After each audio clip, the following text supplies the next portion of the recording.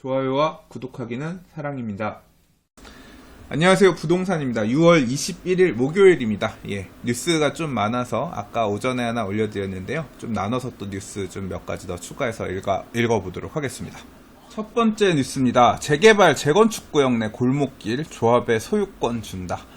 뭔가 준다고 하니까 좋은 것 같아요. 그죠? 재개발 재건축 구역 내 골목길, 보통 이제 정비사업, 이 재개발 사업 하면요, 재개발 구역 안에 땅을 제일 많이 갖고 있는 사람이, 물론 소유권의 기준으로 따진다고 생각하면 민간 개인들이 다 합쳐놓으면 많겠죠. 근데 단일 소유로 누가 땅 제일 많이 갖고 있냐라고 본다면 아마 국가가 제일 많을 거예요. 왜냐하면 재개발 구역 안에 우리가 이제 개인들이 갖고 있는 집들 말고 이제 그 사이에 있는 길들 있잖아요. 이런 골목들, 길들, 이런 것들은 다 국가 땅이잖아요, 보통. 물론 사도도 있습니다만, 그러니까 개인들이 가지고 있는 사도도 일부 있긴 있습니다만, 보통 이제 국가가 소유한 땅들이 많죠. 근데 보통 재개발 사업을 하게 되면 이 땅을 정리를 합니다. 왜냐하면 이 재개발 사업을 하기 전에는 이런 좁은 길들이 많이 있지만, 재개발 사업이 끝나고 나면 아파트 단지 주변으로 뭐 공원도 만들고, 그 다음에 넓은 도로들도 만들고, 또는 이제 공원 만들어서 기부 체납하기도 하고, 그러니까 조합이 뭔가 만들어가지고 나라에다가 기부 체납해야 되는 것들이 있거든요. 그래서 이제 보통은 요 따집니다. 종전에 있었던 도로랑 나중에 이렇게 만들어지게 되는 도로랑 따져가지고 가격 정산해가지고 조합이 이 도로를 국가 땅을 조합에 아파트 짓는 땅으로 갖다 써야 되는 거니까, 많을 경우에는 이제 조합이 돈 내고 국가로부터 사야 되는 경우들도 많았어요. 그래서 이게 이제 정비 사업을, 재개발 사업을 하다 보면 정비 사업 사업비 중에서 보면 이제 국공유지를 매입하는 데 들어가는 비용으로 포함이 돼서 이제 비용으로 추가가 되는 경우들이 많았죠가 아니라 보통 이제 그렇게 해왔었는데요.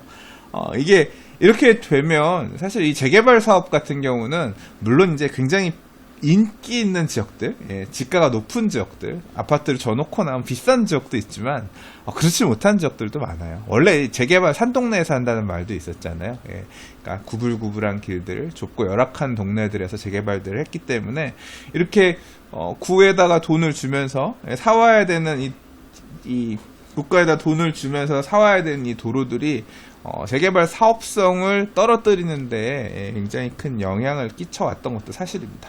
근데 이제 요거 관련해서 도시정비법이 바뀌었어요. 좋아요와 구독하기는 사랑입니다.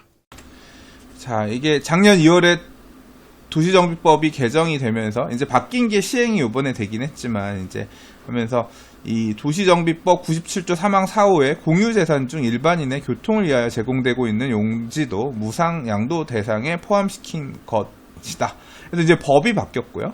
그 다음에 이제 그 내용을 서울시에서 조례에서 이제 이 범위를, 그러니까 법에서는 큰 틀에서 정하고 디테일한 것들은 각 지자체마다 좀 상황이 다를 수가 있기 때문에 서울시의 조례에서도 이제 그 부분을 어느 정도 범위까지를 이제 공짜로 줄 수 있을 거냐, 이제 이 내용을 다뤘어야 되는데, 기사에 따르면 요번에 이제 서울시 도시 및 주거환경 정비조례 전부 개정 조례안이 가결이 되면서 서울시 내 전역에 있는 지자체 소유 현황 도로가 모두 무상 양도 대상이 됐다고 합니다. 그러니까 어렵게 우리가 재개발 사업을 추진하는 사업 시행자는 아니니까 사실 조합들한테 되게 해당 사항이 되는 거고요. 앞으로 재개발 사업 추진하는 지역들 같은 경우는 이렇게 재개발 구역 안에 있는 골목길들을 무상 양도 받을 수 있는 범위가 많아지면서 조합이 원래 이제 주고받고 할 게 따졌을 때 많이 있었던 재개발 조합들 같은 경우에 굉장히 혜택을 볼 수 있게 됐다. 그를 통해서 사업비가 절감되고 추가 부담금이 줄어들 수 있는 어떤 그런 계기가 마련이 됐다. 이렇게 생각하시면 될 것 같아요. 근데 이제 이게 사실 어느 부분까지 적용될 거냐, 이제 어디까지 적용될 거냐가 문제예요. 근데 이 기사에서 보면 사업 시행인가 신청 앞둔 재개발 지역이라고 해서 나오잖아요. 그래서 작년에 사업 시행인가 받았던 단지들, 이제 이런 데들 같은 경우는 이 내용을 알고 있으면서 우리가 이 조례 개정될 때까지 기다렸다가 사업 시행인가를 받을 거냐, 그러면 시간이 그만큼 늦어지는 거잖아요. 또는 그냥 이 무상양도 받는 거 포기하고 그냥 사업 시행인가 갈 거냐 뭐 이런 것들 조합원들 대상으로 설문해가지고 총회안건으로 사업 시행인가 간 데도 있고 안 간 데도 있고 좀 그랬거든요. 근데 지금 뭐 기사에서 보면 동작구 노량진 5구역, 흑석 11구역, 고척 4구역, 용산구 한남 3구역, 상계 1, 2, 5구역, 동대문구 이문 4구역 사업 시행 인가를 앞둔 재개발 지역 이렇게 했는데 이 기존의 사업 시행 인가를 아직 접수 안 한 단지들 같은 경우는 이제 이 혜택들을 다 받을 수 있는 것 같고요. 이 조례를 좀 봐야 될 것 같긴 한데 사실 이제 제 좀 이 실무적인 부분에 있어서 저 궁금해가지고 재개발 조합 임원분들한테 좀 전화해보고 있는데 전화들을 안 받네.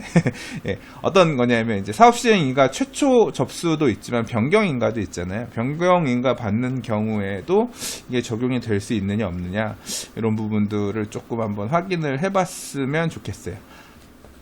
기사에서 나왔네요. 보니까 뭐라고 나왔냐면 자, 현황 도로의 무상 양도는 올해 2월 이후 사업 시행인가를 신청했거나 신청할 예정인 정비사업 조합으로부터 적용받는다. 그러니까 기존에 적용됐던 데들 변경인가 갖고는 안 되나 봐요. 아이 참. 예, 사업 시행인가 신청을 앞둔 한남 3구역 첫 번째 수혜 조합이 될 가능성이 크다는 분석이라고 하고요. 아직 최초 사업 시행인가 접수 안 한 단지들 같은 경우는 다 혜택을 받을 수 있다. 그렇게 보시면 될 것 같습니다. 자, 다음 기사입니다. 준강남 과천 주암지구 개발 본 궤도 오른다. 자, 주암지구는 부동산 뉴스 읽으면서 제가 여러 번 얘기한 적이 있습니다. 위치가 굉장히 좋은 곳이거든요. 신혼희망타운 얘기 나오면서도 많이 언급됐던 지역이기도 한데요. 지도 보시면 아시겠지만 보시는 것처럼 양재IC 바로 옆이고요. 이 옆에 양재 코스트코 다니시는 분들은 아실 겁니다. 그 바로 밑에 쪽이 바로 이 과천 주암 뉴스테이입니다. 그래서 바로 맞은편에 보면 우면 이 공공주택지구 국민 임대주택 단지라고 되어 있는 서초 네이처힐드 이제 있는 요 라인들 그리고 보면 내곡지구도 바로 인근에 있고요. 그래서 강남권에 말 그대로 진짜 제목에도 준강남이라 그랬잖아요. 그래서 굉장히 입지가 좋은 지역이라고 할 수 있는데요.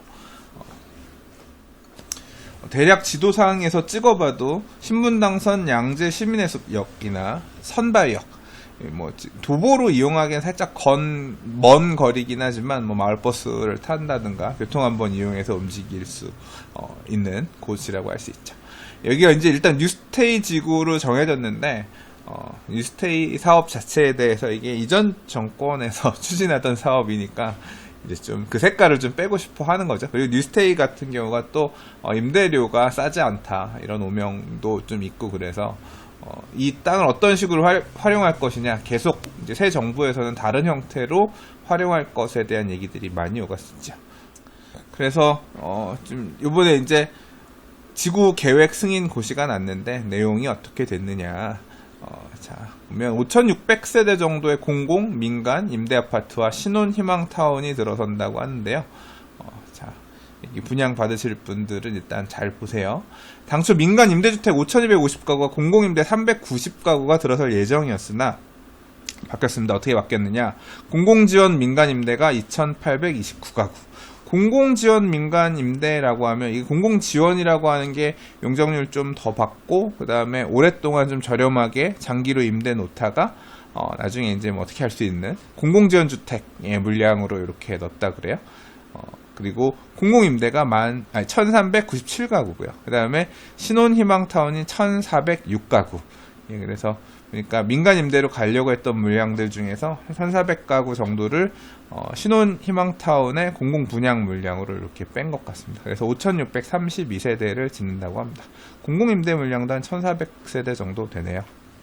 자, 그래서 이 과천 주암지구가 다 만들어지게 되면 5,600가구 정도, 그리고 맞은편에 있는 우면 네이처힐 아파트들하고 합치면 한 14,000여 가구의 규모의 미니 신도시로 굉장히 규모가 커져 14,000세대면 단순히 보세요. 지금 뭐 송파구를 들었다 놨다 하는 들썩들썩하게 하는 그 가락시형 아파트 재건축한 송파 헬리오시티가 9,510가구 하잖아요. 10,000세대가 안 되잖아요. 그거보다 큰 규모입니다. 어쨌거나 이렇게 규모를 갖추면서 들어서기 때문에 또 나름 인프라가 갖춰진 좋은 주거지역으로 바뀔 수 있을 거다.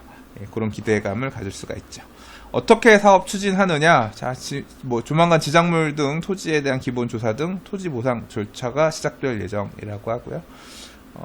빠르면 내년 한 3, 4월 경에 보상 계획 공고를 내고 6, 7월 경에 보상을 할 수 있을 거다. 보상이 내년이면 좀 당장 분양 나오기는 어렵겠네요. 예, 좀 일단은 나올 예정이다. 당장 내일 모레 분양해요라고 말씀드리는 그런 얘기하고 싶었는데 그렇진 않네요. 좀 시간이 걸리긴 하겠습니다. 근데 아무튼 이번에 지구 계획이 고시가 됐고 뭐 이런 형태로 나온다. 참고하시면 좋을 것 같습니다. 좋아요와 구독하기는 사랑입니다. 자, 다음 기사입니다. 분양가 인상 막았더니 옵션 장사하는 건설사들이란 제목의 기사입니다. 그냥 저는 사실 슬쩍 읽고 넘어가려고 했던 기사인데요. 제목대로 정말로 옵션 장사를 하는 것 같아요. 좀 깜짝 놀라서 한번 봤습니다. 자, HUG가 분양가를 통제하자 소비자에게 부담을 전가한다. 어떤 형태로 옵션 장사를 하면서 전가하고 있다는 건데요. 기사에서 보면 유상 옵션 가격이 너무 비싸다. 어떻게 이렇게 비쌀 수가 있냐. 이제 그런 이제 볼멘 목소리에 대한 얘기인데, 분양가를 HUG가 워낙 타이트하게 잠그니까 분양가를 높일 수가 없으니까 옵션이라도 좀 올려서 어느 정도 수지를 맞춰야겠다. 그런 얘기인 거겠죠. 일단 보면 그래요. 저는 좀 사실 놀란 게 원래 옛날부터 분양할 때 보면 이제 경기가 진짜 안 좋아서 분양이 안 될 때는 천정 에어컨이라든가 아니면 에어컨을 발코니 확장비를 분양가에 포함해 준다든가 그런 사례들도 있긴 있었는데 주로 이제 보통 분양가를 좀 싸게 보이게 하기 위해서 발코니 확장을 별도로 옵션으로 하는 경우들이 일반적인데, 보면 이 미사역 8호 같은 경우는 발코니 확장 비용이 2천만 원이다. 여기는 면적이 117제곱미터니까 좀 그래도 크니까 2천만 원까지 오케이. 볼 수도 있을 것 같아요. 근데 DH자의 개포 같은 경우는 발코니 확장 비용이 2,628만원, 84제곱미터가, 30평형대가. 그러니까 이거는 좀 사실, 일반적으로 생각할 수 있는 발코니 확장 비용에 더블 정도 선은 거의 되는 것 같아요. 과천 센트럴파크 프루지오 서밋도 2,398만원, 2,400만원 가까이 되니까, 확장 비용만 이렇게 됐다라고 하면, 그죠? 저도 아파트 분양을 받아보진 못했고, 분양권 전매가 가능하던 시절에, 이제, 전매를 받아본 경험이 있죠. 그리고 분양가들 나오면 이제, 발코니 확장 비용들 봤는데, 한 1,000만원에서, 제가 지금 살고 있는 아파트 같은 경우는 발코니가 확장되는 면적이 그렇게 크지 않고, 공사비가 많이 안 들어서 되게 싸게 했어요. 저는 400만원, 450인가? 500만원 안 들었습니다. 저 같은 경우는. 그 에어컨 옵션 같은 경우도 한 700만원? 되게 거의 실비 수준으로 굉장히 저렴하게 했어요. 저는 그런 아파트 살고 있는데. 근데 이제 이후에 분양했던 단지들도 납부한 그 확장 비용들 기억해보면 거의 한 1,000만원대 초반이었던 것 같습니다. 3베이 구조에, 그러니까 3베이면 발코니 확장되는 면적이 그래도 많은 거거든요. 그런데 같은 경우도 한 1,100만원, 1,100만원, 1,400만원까지도 이렇게 본 적은 있는 것 같지만 보통 한 1,000만원대 초반 정도였던 것 같은데, 고덕자에는 1,130만원. 그렇죠. 이 금액이 어떻게 보면 제일 합리적인. 그런데 이제, 레미안 목동 아델리체 같은 경우는 970만원 밖에 안 하네요. 그러니까 이게 발코니 확장되는 면적 자체랑 공사 들어가는 부분에 그렇게 차이가 있는지 모르겠는데, 좀, 이게, 어디는 1,100만원에 970만, 1,000만원 저는데, 어디는 2,700, 600만원이 넘어간다는 건 이건 좀 너무 차이가 나는 게 아닌가. 너무 차이가 나는 게 아닌가 싶긴 해요. 그런데 사실 이 기사 보면서 그런 생각들 안 되세요? 여기 지금 거론된 아파트들 어떻게 보면 지금 당첨만 되면 다 로또다.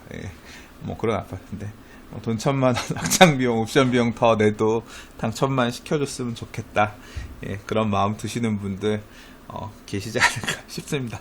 저도 그런 마음이네요, 좋아요와 구독하기는 사랑입니다. 자, 오늘 준비한 마지막 뉴스입니다. 강화된 안전진단, 준공 41년, 여의도 광장 1동, 2동의 재건축이 첫 탈락했다라는 제목의 기사입니다. 광장 아파트는 참 여의도에 있는 아파트죠.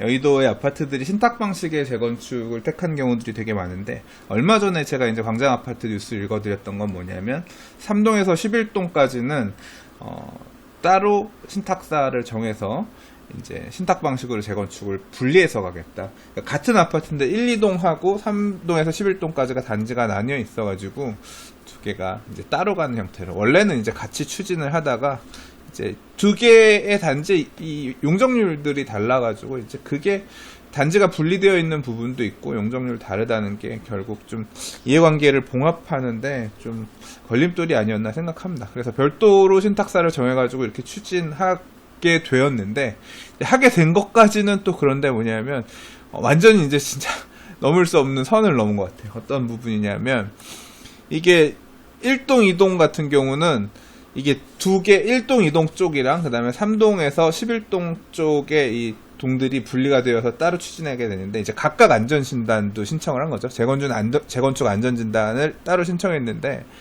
이게 3동에서 11동까지는 여기가 좀 일찍 시작을 해가지고, 그러니까 신청을 조금 며칠 일찍 해서 옛날 기준으로 안전진단을 봤더니 통과가 된 거예요. 그랬는데 1동하고 2동은 며칠 상관으로 늦게 신청을 했더니 이제 바뀐 안전진단 기준을 적용을 하게 됐는데, 그 기준으로 해서 보니까 여기는 안전진단을 통과할 수 없네요. 재건축 불가합니다. 구조 안전성에 대한 평가가 강화되면서 여기는 이제 재건축 못 하시면 안 돼요. 이런 식으로 이제 된 거죠. 1, 2동은 재건축이 못 가는 거고 3동에서 11동만 따로 이제 가게끔 그렇게 된 상황입니다. 자, 기사에서 보면 딱 3일 차이였다 그러네요. 3동에서 11동까지는 3월 2일에 신청을 했고, 그 다음에 1동, 2동은 3월 5일에 신청했는데, 이 3일 차이가 두 개의 단지의 운명을 갈라놨습니다. 이 아파트가 1978년에 지은 아파트예요. 그러니까 몇 년 됐어요? 40년 됐네요. 그죠? 78년이니까 지금 40년 된 아파트인데, 40년 된 아파트를 지금 변경된 안전진단 기준으로 해서 용역을 했더니 여기는 통과가 안 됐다는 얘기입니다. 무슨 얘기예요? 40년 된 아파트도 안전진단이 통과가 안 돼서 재건축을 못 한다는 얘기는 진짜 어지간한 아파트들은 안전진단 기준 통과하기 쉽지 않을 거다. 어떤 하나의 그런 앞으로의 재건축 시장에 뭐 예상하고는 있었던 바이긴 합니다만 딱 이제 드러나기 시작하는 거죠. 막차탄 단지들 같은 경우 종전 규정에 따라서 안전진단 통과한 데들은 그나마 또 재건축 갈 수 있는 가능성이 있는 데들인데, 이제 이후에 신청한 단지들, 지금 광장부터 시작해서 방배동 쪽도 가면 이제 방배 사무아파트들 쪽 있죠. 이제 반포 넘어가는 중간에 있는 이제 이런 단지들 같은 경우도 지금 결과 기다리고 있다고 하고, 목동은 아직 뭐 신청을 안 했다고 하는데, 그 다음에 부천 쪽에 본동과 계안동의 아파트 단지들 세 곳도 결과를 기다리고 있다고 하는데, 이제 이런 단지들 결과가 나오면 재건축 안전진단 이 구조안전 기준을 강화한 새 기준이 어떻게 작동할 것인가, 방향성이 뚜렷하게 드러나지 않을까 생각합니다. 뭐 비안전진단 업체 대표는 국토부가 안전진단 기준 강화 이후 일부 조금 완화할 수 있는 부분을 개선했지만 그게 크지 않기 때문에 앞으로 재건축 불가 판정을 받는 사례가 확 늘어날 수 있을 거라고 전망했다고 하고요. 그렇게 되겠죠. 자, 오늘 준비한 뉴스는 여기까지입니다. 오늘도 봐주셔서 들어주셔서 감사합니다. 좋아요와 구독하기는 사랑입니다. 감사합니다. 부동산이었습니다.